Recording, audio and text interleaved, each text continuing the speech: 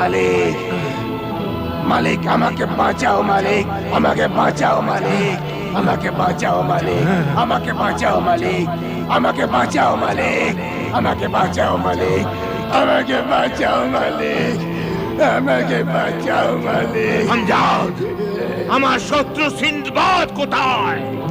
Sinbad, Sinbad, তুমি কাঁদছো কেন? আমাকে বাঁচান মালিক। কাঁদছো কেন তুমি? বলছো না কেন? কে করেছে তোমার এই অবস্থা? হ্যাঁ, কে করেছে?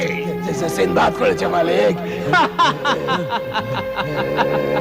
সিন্দবাদ করেছে? হ্যাঁ, তুমি তুমি তার কি করেছো?